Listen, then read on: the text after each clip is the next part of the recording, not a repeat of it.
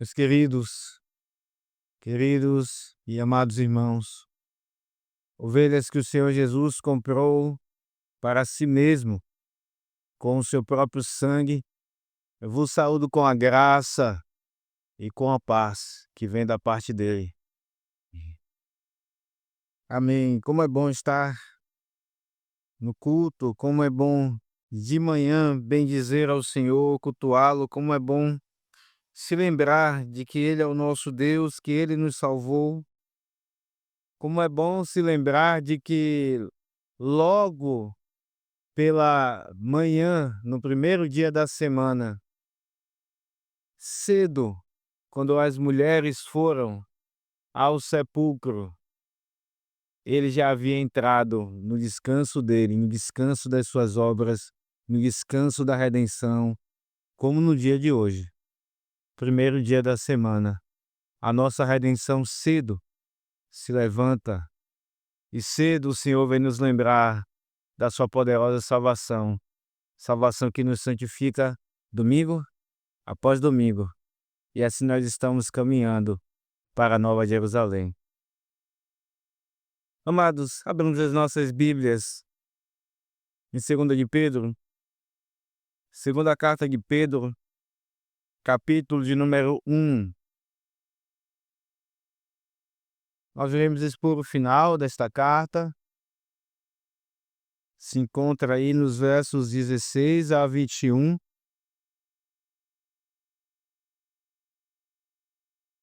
Segunda de Pedro, capítulo de número 1, versos 16 a 21. Esse é o texto da nossa pregação de hoje. Segunda carta de Pedro, capítulo 1, verso 16 ao final, verso 21. E essa será a porção que nós iremos ler, ou melhor, que eu irei ler, e eu peço que os irmãos acompanhem com atenção, acompanhem com dedicação, acompanhem com esforço, pois lembrem-se, nós estamos servindo e trabalhando agora no culto para o Senhor. Inclusive as crianças, prestem também atenção e lembre-se, esta é a leitura da palavra do Senhor. Assim está escrito: porque não vos demos a conhecer o poder e a vinda de nosso Senhor Jesus Cristo, seguindo fábulas engenhosamente inventadas. Mas nós mesmos fomos testemunhas oculares da sua majestade, pois ele recebeu da parte de Deus Pai honra e glória, quando pela glória excelsa lhe foi enviada a seguinte voz: Este é o meu Filho amado, em quem me comprazo. Ora, esta voz, vinda do céu, nós a ouvimos quando estávamos com ele no Monte Santo.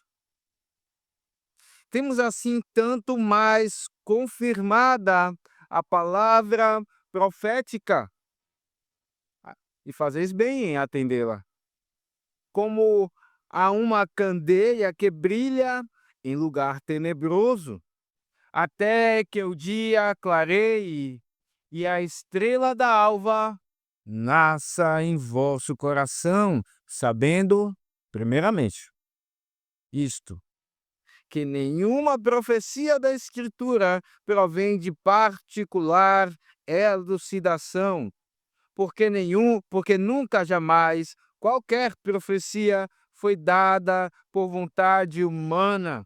Entretanto, homens santos falaram da parte de Deus, movidos pelo Espírito Santo. Amém. Vamos orar, irmãos, mais uma vez. Maravilhoso Deus e Pai, que estás nos céus, quão certa é a nossa salvação. Quão certa essa mensagem, a mensagem do Evangelho, que mais uma vez ouviremos hoje pela manhã, confiados, ó Deus, em Tua graça. É com tua graça que contamos, ó Deus, graça que flui através da cruz e chega aos nossos corações, graça que brilha em nossos corações, brilha em nossas trevas, graça que nos faz perceber a nitidez da tua glória, da tua verdade na pessoa do teu bendito Filho, a razoabilidade, a a riqueza de detalhes da tua graça e da verdade, quão verdadeira é a tua palavra, quão real é a mensagem do Evangelho de Cristo Jesus. Que todos nesta manhã, ó Deus, sejam aqueles que fazem parte do teu povo, sejam aqueles que ainda não creem em Cristo, sejamos alcançados por essa mensagem. Que todos nós que fazemos parte do teu povo, ó Deus, nos lembremos e nos aprofundemos e vejamos com mais detalhes que o teu evangelho é verdadeiro, que a tua palavra é verdade. Que todos nesta manhã que não conhecem a Cristo Jesus sejam convencidos disto. Em nome dele, ele mesmo que disse: eu sou o caminho, a verdade. Ele é a verdade. O verbo de Deus encarnado. Por isso a tua palavra ela é inerrante, ela não falha.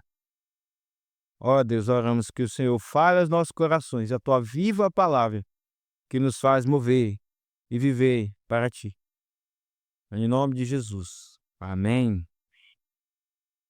A religião é o ópio do povo. Você já ouviu essa frase antes? É bem provável que boa parte das pessoas aqui nesta manhã já tenham ouvido esta frase, ainda que não saibam ou não lembrem-se quem a falou. Quem cunhou esta frase, essa expressão, foi exatamente o homem perverso, um homem que lutou toda a sua vida contra a escritura, chamado Karl Marx. E ele dizia então que a religião, e ele queria se referir ao cristianismo, né, ainda que não fizesse separação entre catolicismo romano e protestante, né, ele queria dizer com isso que a religião ela é o ópio do povo no sentido de que ela é como uma droga. Você sabe como funciona uma droga?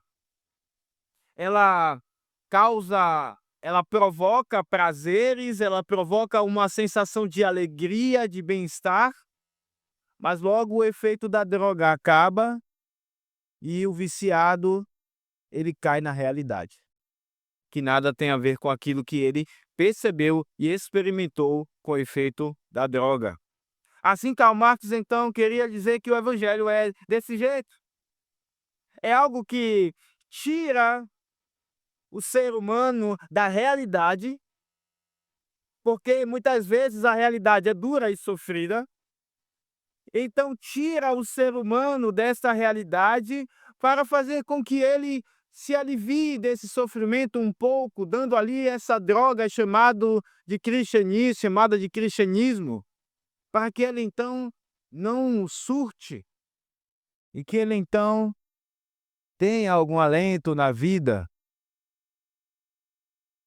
como na visão de Karl Marx, nessa vida em que nós estamos sob o poder de homens opressores, capitalistas, que têm dinheiro e fazem os outros sofrer. Você já deve ter ouvido essa mentira ser contada outras vezes. Ainda que de fato existam homens que são gananciosos, nem todo o que tem dinheiro é ganancioso e opressor.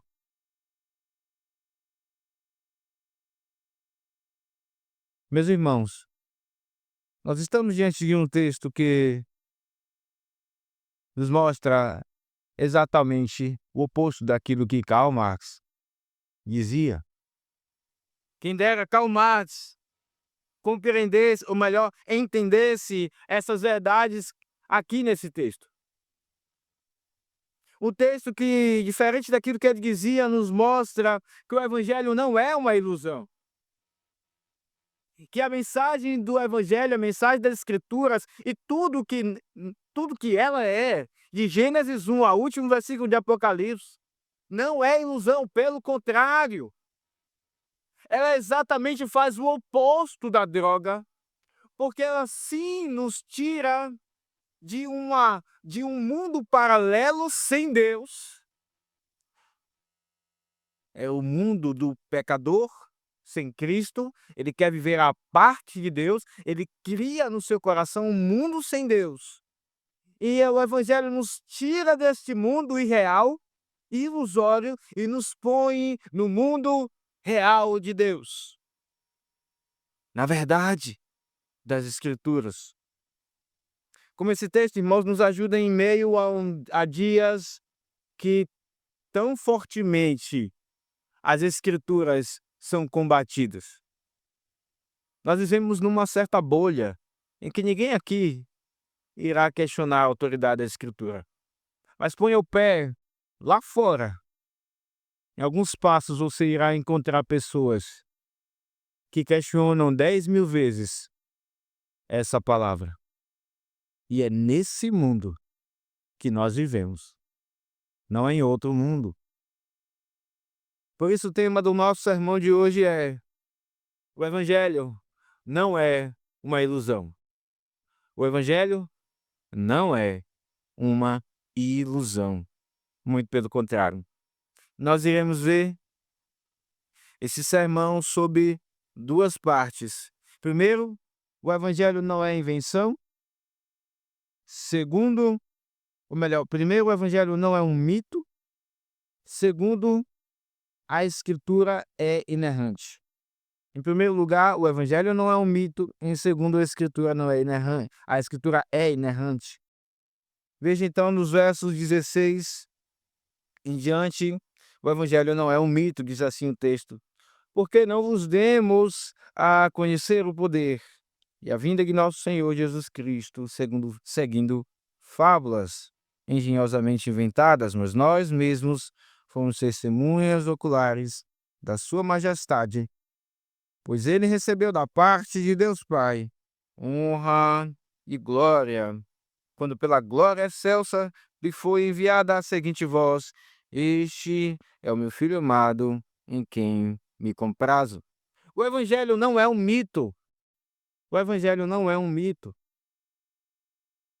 Nós vimos aqui que o texto, irmãos, pela pena do apóstolo Pedro, o Espírito Santo o guiando, nos diz então que aquilo que se dá a conhecer na Escritura não é segundo fábulas engenhosamente inventadas.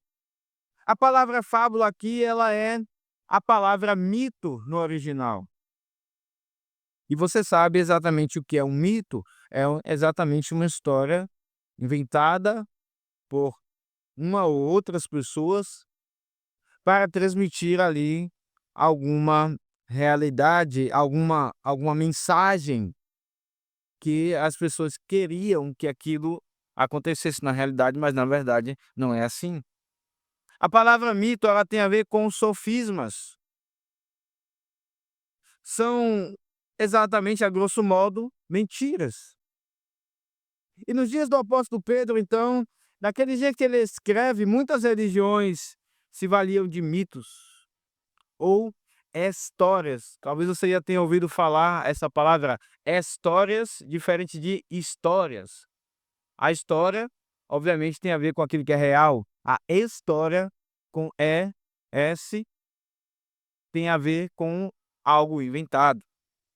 E muitas religiões daqueles dias de Pedro se valiam, funcionavam, fundamentadas em mitos, em histórias inventadas por muitos, para explicar então a forma de como o mundo foi criado, para explicar quem é a divindade, para explicar diversas coisas da vida, especialmente o sobrenatural. Muitos mitos tinham partes que eram cridas por muitas pessoas, não só por um pequeno grupo. E é nesse contexto que o apóstolo Pedro escreve essas palavras. Muitas religiões daqueles dias tinham como líderes homens que inclusive disseram que Deus havia revelado algo a eles, chamado eles, lhes dado uma visão, uma mensagem específica, especial, que só Deus tinha, para que só ele poderia receber, e então só ele poderia transmitir para outras pessoas. Na verdade, isso nunca havia acontecido. Por exemplo, se você abrir a sua Bíblia lá em Atos 5, nós já passamos pela exposição desse texto,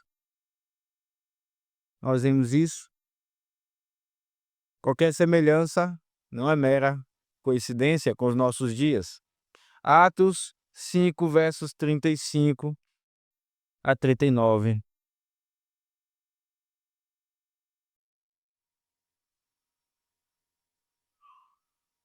Diz o texto, ele disse, aqui são as falas é a fala de Gamaliel, palavras de Gamaliel. Ele disse, israelitas, atentai bem no que ides fazer a estes homens. Quando os fariseus ali prenderam, né, os apóstolos, Pedro e outros. Porque antes, veja o que ele diz no verso 36, porque antes deste dia se levantou Teudas, insinuando ser ele alguma coisa, ao qual se agregaram cerca de 400 homens, mas ele foi morto. E todos quantos lhe prestavam obediência se dispersaram e deram em nada. Depois desse, levantou-se Judas, o Galileu, não foi Judas que traiu Jesus, nos dias do recenseamento, e levou muitos consigo. Também este pereceu, e todos quantos lhe obedeciam foram dispersos. Agora vos digo, dai de mão a estes homens, deixai-os, porque se este conselho ou esta obra vem de homens, perecerá. Mas se é de Deus, não podereis destruí-los, para que não sejais porventura achados lutando contra Deus, e concordaram com ele. Esse é um texto que nos mostra que já naqueles dias apareciam homens, e a história nos mostra isso com mais detalhes. Apareciam homens dizendo que Deus havia revelado a eles alguma coisa, arrastando multidões, quando isso nunca havia acontecido, não da parte de Deus, mas isso havia acontecido por vezes da imaginação deles mesmos. Então eles criavam mitos, ou conscientes eles faziam isso. Isso sim era mito contado para muita gente, e muitos eram arrastados. Essas religiões eram chamadas religiões de mistérios, porque exatamente eles contavam coisas misteriosas, e não há nada diferente nos nossos dias, irmãos. Homens que surgem contando histórias que atraem tantas pessoas, histórias que aparentemente são interessantes, que têm coisas diferentes e atraem a curiosidade de pessoas que são levadas achando que isso é verdadeiro, e na verdade é mais um mito. No ano de 2025, na história da filosofia, irmãos, quando nós estudamos acerca da história da filosofia, nós ouvimos falar sobre homens chamados sofistas. Talvez você já tenha ouvido essa palavra. Sofistas tem a ver com sofismas, e de fato tem a ver. Foram homens que surgiram ali na Grécia Antiga, e por vezes até mesmo contratados em um período em que a política começou a ter mudança ali na Grécia, e eram homens bons de fala, eram homens que sabiam convencer o povo. Eles usavam muito bem a ferramenta da retórica, do discurso. O problema deles é que eles elevavam a retórica ou o discurso acima da verdade. De tal forma que alguém poderia até mesmo dizer, talvez eles mesmos acreditem na mentira que estão contando, com tal o entusiasmo e o desempenho no seu discurso. Eram homens que relativizavam com tanta facilidade a verdade, as palavras. Para uns diziam algo, para outros o oposto. Seu discurso não tinha a verdade como ela deveria ser entregue. A depender de quem estava ouvindo, uma história era contada. Para uns, algo, exatamente o que lhes interessava ouvir, exatamente aquilo que queriam ouvir, era o que eles falavam, ou aquilo que os contratavam queriam que fosse transmitido a eles, para que aquele auditório fosse convencido daquela verdade. Então eles diziam essas coisas sem nenhum compromisso com a verdade. É verdade, irmãos, que os sofistas tiveram alguma contribuição. Não existe nenhum homem que seja tão perverso que não traga alguma contribuição de boa nessa vida, porque todos somos imagens de Deus. O pecado não retirou a imagem de Deus. O pecado nos desfigurou da imagem de Deus, mas ela ainda continua em nós. Os sofistas, então, ajudaram muito no campo do discurso, da retórica, mas eles deixaram essa mancha do relativismo. Relativizar, empolgar as pessoas com palavras que, ao final, são palavras cheias de nada, cheias de vento. São palavras vazias.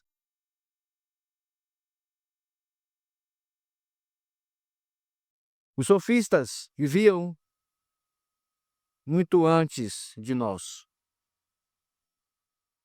E Pedro então escreve em dias que algo como isso era praticado. Os mitos, as fábulas engenhosamente inventadas, engenhosamente quer dizer com todo jeito, com todo o trabalho, com muita dedicação, inclusive, eles fabricavam histórias e informações que não eram verdade. Pensavam, tinham um trabalho de pensar e elaborar histórias que não eram reais. Pedro diz: não vos demos a conhecer o poder e a vinda de nosso Senhor Jesus Cristo, seguindo fábulas, seguindo mitos. Não foi assim que nós lhes transmitimos o Evangelho. Ele não é um mito. Irmãos, os sofistas eles continuam hoje. Eles apenas mudaram de capa. Os anos se passaram. Mas hoje nós vemos homens, sim, transmitindo mensagens que são ópio do povo. Hoje nós vemos homens prometendo saúde pela televisão, inclusive. Pessoas que levantam de cadeira de rodas quando elas nunca foram paraplégicas ou nunca tiveram problema de locomoção.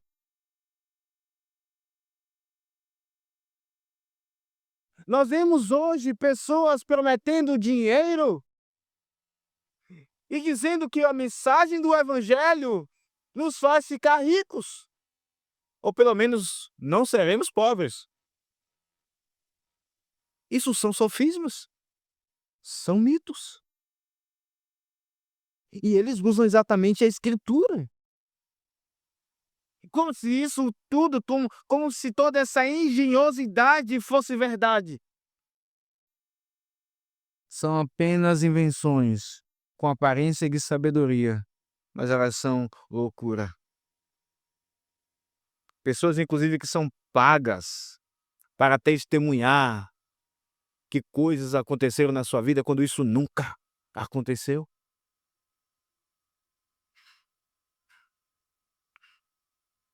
Há uma fábrica de sofistas. De fato, não é que aqueles que queiram taxar com impostos as igrejas evangélicas estejam assim com toda a razão. Mas há igrejas que de fato são comércio. Há igrejas que de fato não passam de um grupo, de um time de homens treinados para enganar pessoas. Treinados nos sofismas.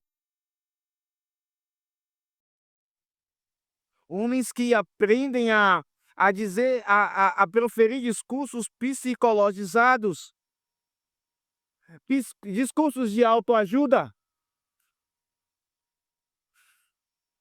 para então fazer com que a pessoa se sinta bem em si mesma, e não no evangelho, com um jeitinho na boca, com uma fala sutil, agradável, tão gentil. Quem não gostará de uma pessoa assim, de ouvir palavras que afagam o nosso ego? Sutilmente mentirosas. Pedro diz: nós não vos demos a conhecer o poder e a vinda de nosso Senhor Jesus Cristo, segundo fábulas engenhosamente inventadas, mitos engenhosamente inventados. E Pedro então nos mostra também a forma maligna e sutil, mas igualmente maligna, de como essas fábulas, esses mitos são inventados. Eles são engenhosamente inventados, o que agrava o pecado desses homens. O evangelho, irmãos, não é um mito, mas ele é transmitido segundo a verdade. Ele está falando aqui, então, irmãos, de verdades gloriosas. Ele diz, então, não nos demos a conhecer o poder e a vinda. Quando ele diz isso, ele está falando exatamente da vida e obra do Senhor Jesus Cristo. O Verbo, o próprio Deus, se fez carne. E os apóstolos dizem, nós o vimos, as nossas mãos apalparam.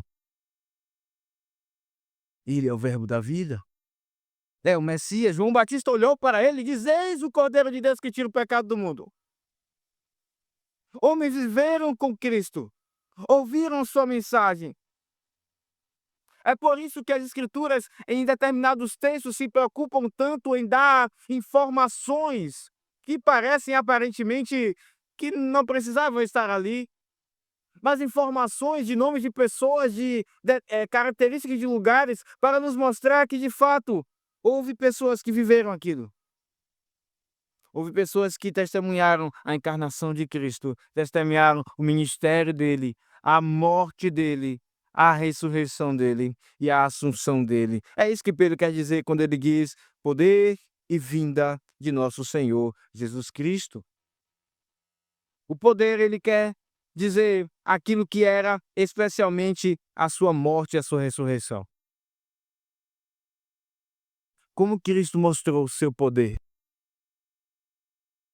Quando ali na morte, ele venceu o pecado, Satanás. Pessoas o viram. Naquele dia que se registra que muitas coisas aconteceram, houve terremoto, trevas. De dia, ficou de noite. Então algo inusitado, algo não normal está acontecendo. Porque nós sabemos que quando é dia, nós vemos a luz, mas de dia ficou escuro, porque o próprio Deus encarnado estava ali, experimentando a morte. Quem pode explicar essas coisas? Pedro então diz, ali está o poder dele. E ele venceu a morte, como quando ressuscitou. A morte não pôde detê-la. Ele também nos fala da vida no sentido da sua aparição, quando ele encarnou e pregou as suas palavras. O que diziam quando ouviram as palavras de Cristo, inclusive no Sermão do Monte? Ele não é como os outros. Ele fala com autoridade. Ele não era mais um enganador, como Judas, como Teudas, como outros. As suas palavras são vivas. As suas palavras são experimentáveis. As suas palavras são verdadeiras.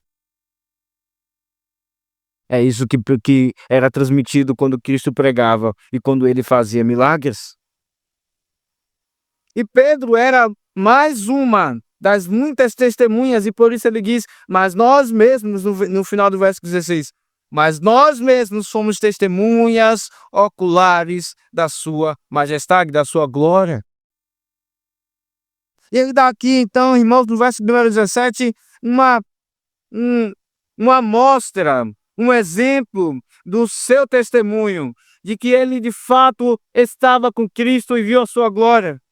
No verso 17 ele diz: pois ele recebeu da parte de Deus Pai honra e glória, quando pela glória excelsa lhe foi enviada a seguinte voz: este é o meu filho amado, em quem me comprazo.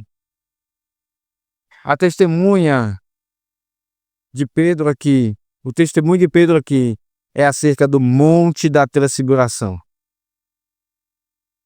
Quando Pedro, Tiago e João foram tomados por ele e levados ao monte, ali então, Jesus mostrou, de fato, a sua glória excelsa.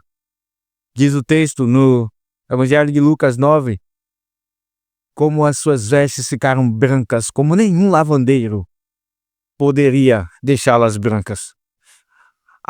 A cor branca, pura, que mostra a sua glória.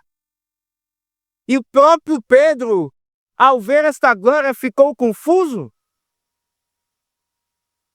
Ele disse: mestre, o senhor não quer que nós façamos aqui 3 tendas? Uma para Moisés, uma para Elias, uma para o Senhor.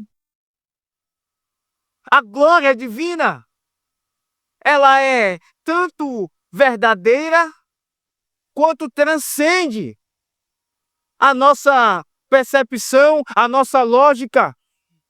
Nós não conseguimos abarcar toda a manifestação divina. E foi por isso que Pedro ficou confuso.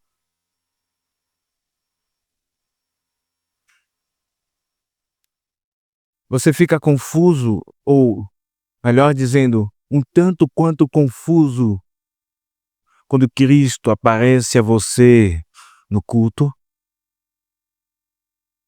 Os seus olhos ficam, a sua pupila, ela...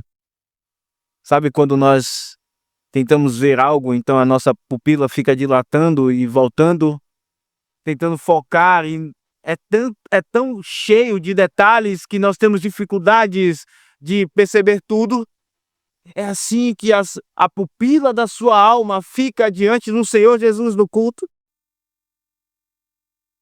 Muito mais do que Pedro, irmãos, nós temos motivos para ficar um tanto quanto confusos diante da manifestação do Senhor Jesus Cristo em nosso meio, sua verdade sendo cantada, sendo lida, sendo pregada.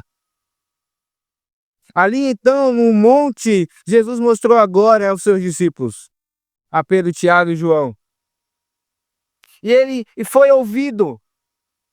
Foi ouvida a seguinte frase: o testemunho de Deus Pai. Este é o meu filho amado em quem me comprazo. A manifestação do amor íntimo do Pai para com o Filho. É como se a Trindade abrisse um expediente para nós, para enxergarmos um pouco mais no interior desse Deus que é um e subsiste em 3 pessoas. O Pai então disse: este é o meu filho amado, aquele que eu amo, a pessoa mais importante da terra.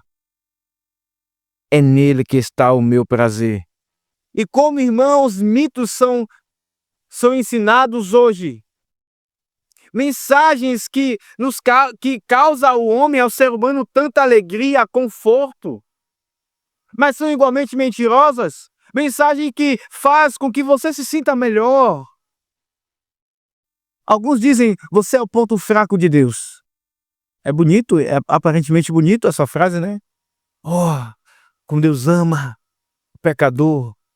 Ou seja, quando Deus olha para o homem, Ele ama tanto o pecador, Ele se compadece tanto, que então Deus fica totalmente à mercê daquilo que o homem pede. Oh, como é maravilhosa, como é bonita essa mensagem, mas ela é igualmente mentirosa. O homem não é o centro de Deus. É Cristo, que é o Filho amado, em quem ele tem prazer, e por causa dele, Deus tem prazer no seu povo. Não fique ouvindo, irmãos, nós vemos tantas mensagens pelas redes sociais. E tantos irmãos, não só lendo, curtindo e também transmitindo mensagens que exaltam o homem e não a Cristo. Preste bem atenção naquilo que você lê e naquilo que você divulga no Instagram e no WhatsApp e outras redes sociais. Se é Cristo o Filho amado, ou se é o homem o amado acima de Cristo. Pedro então lembra daquele evento em que Deus o Pai revelou o seu amor pelo Filho. E ele diz então, ora, esta voz vinda do céu, no verso 18, nós a ouvimos quando estávamos com ele no Monte Santo. Ele quer fazer aqui um paralelo entre o monte onde estava ali Moisés recebendo a lei e Deus apareceu e entregou a sua palavra. E o monte onde Deus também apareceu, o Pai apareceu e o Filho mostrou a sua glória na sua brancura. Pedro também diz, ali também é um monte santo. Assim como o Antigo Testamento foi anunciado ali no Monte Sinai, agora o Êxodo, era sobre isso que falavam, o Êxodo em Cristo Jesus, como ele sairia de Jerusalém para morrer por nós, é anunciado ali no Monte Santo. Quando Moisés e Elias falavam com ele sobre o Êxodo, está escrito. Irmãos, nós vemos então que o Evangelho não é um mito. O Evangelho não é um mito. Mas nós passamos então ao nosso segundo ponto, acerca da inerrância das Escrituras. Esse é o nosso segundo ponto, verso 19 até o verso número 21, final. Diz assim, temos assim tanto mais confirmada a palavra profética e fazeis bem em atendê-la, como a uma candeia que brilha em lugar tenebroso, até que o dia clareie e a estrela da alva nasça em vosso coração, sabendo primeiramente isto, que nenhuma profecia da Escritura provém de particular elucidação. Porque nunca jamais qualquer profecia foi dada por vontade humana. Entretanto, homens santos falaram da parte de Deus, movidos pelo Espírito Santo. Se as Escrituras, então, são verdadeiras, nós devemos dar ouvidos a ela. Se o Evangelho não é um mito, e o Evangelho está sendo pré-anunciado desde Gênesis, nós já sabemos disso. Então, a palavra de Deus, ela não é errante, ela é inerrante, e nós devemos dar ouvidos a ela. Por isso o texto nos diz, temos assim tanto mais confirmado a palavra profética, que fazeis bem em atendê-la. Nós costumamos dizer aos nossos filhos, filho, você está ouvindo? Filha, você está ouvindo? Sim, pai, mas não estou atendendo. Nós ouvimos o Evangelho. Nós, inclusive, memorizamos. Mas atender é viver de acordo com essa mensagem. O Evangelho não é um mito, irmãos. Logo, então, ele deve e ele pode ser vivido e experimentado por nossas vidas. Nós vemos a liturgia, Paulo dizendo a Timóteo, não dê ouvidos, não atenda a história de velhas caducas, mas exercita-te pessoalmente na piedade. Ali há um contraste entre aquilo que pode ser feito com histórias inventadas e aquilo que pode ser feito com o Evangelho.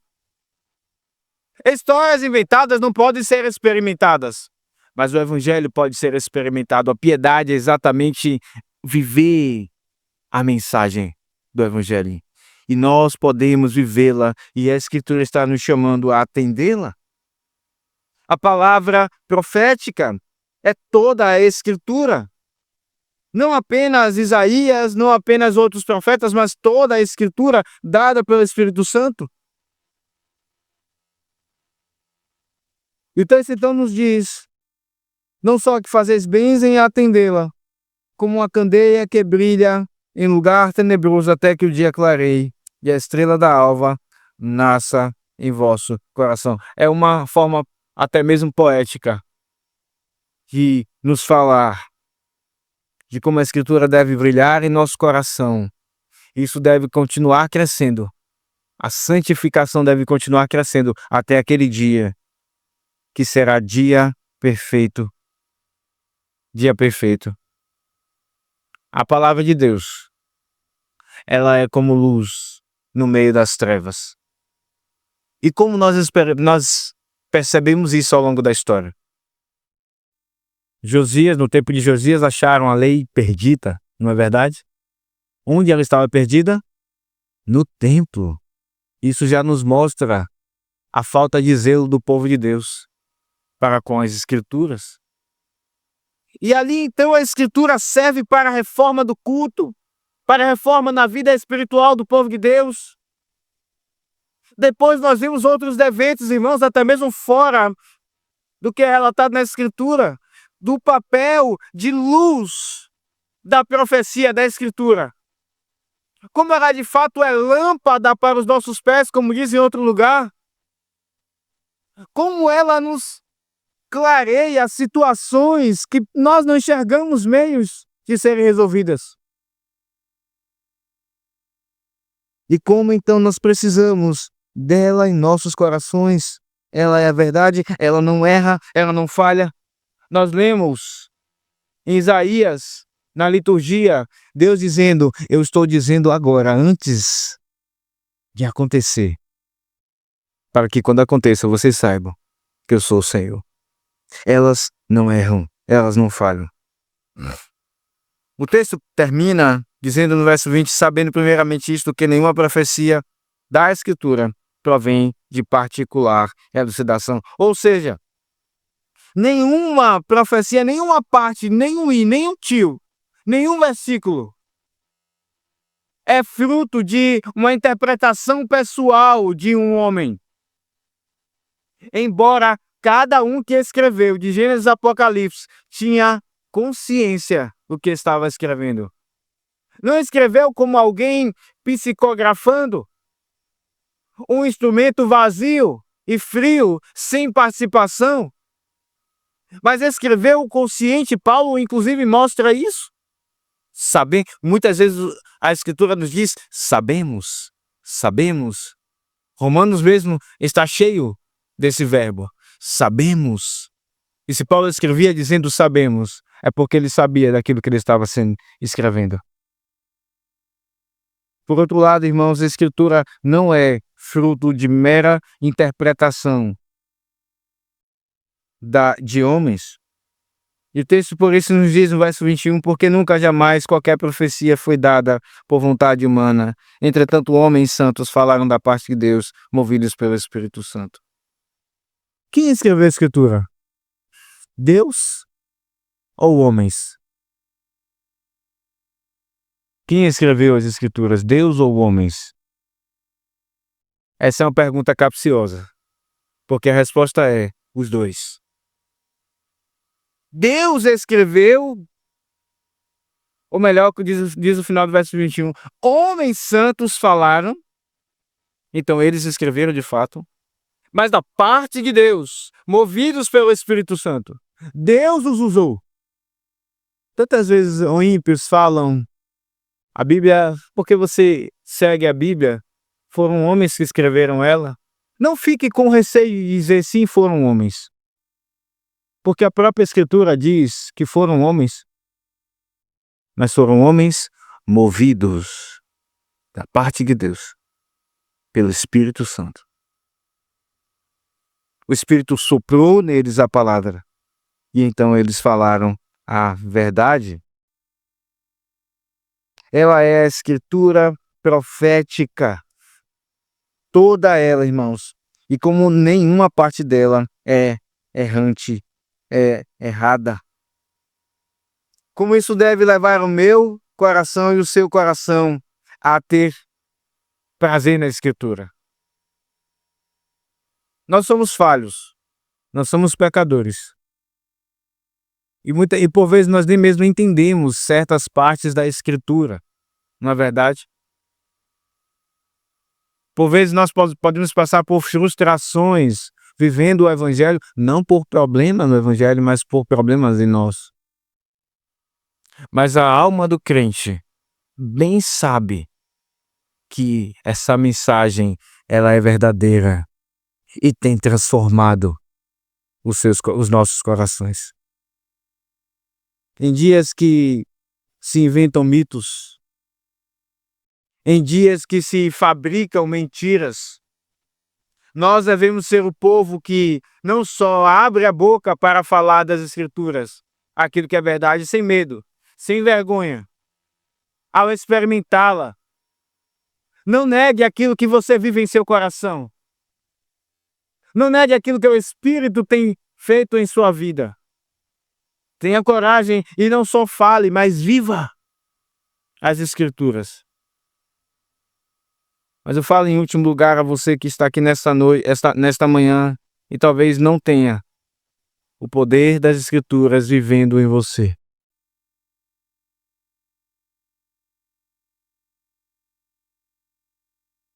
Você bem sabe que há muitas histórias contadas. Inclusive algumas delas você tenta viver.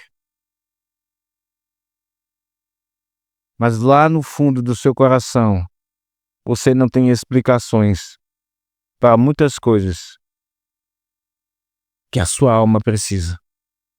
Você continua vivendo sem elas. Você continua vivendo no mundo paralelo, sem desistir de si, do mundo, e tomar a cruz. Crer no Senhor Jesus. Viver e experimentar essa verdade gloriosa. Sofrer tudo que é sofrido pelo povo de Deus.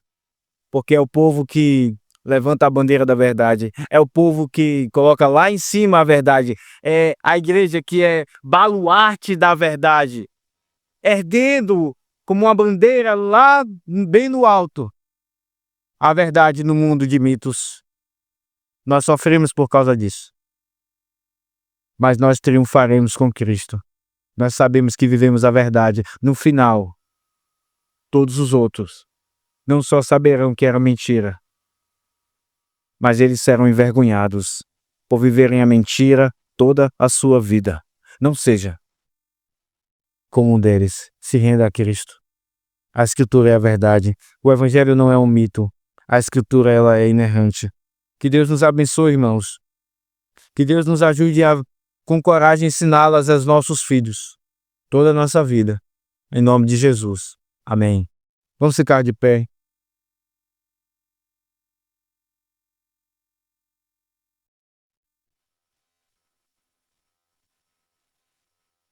Sim.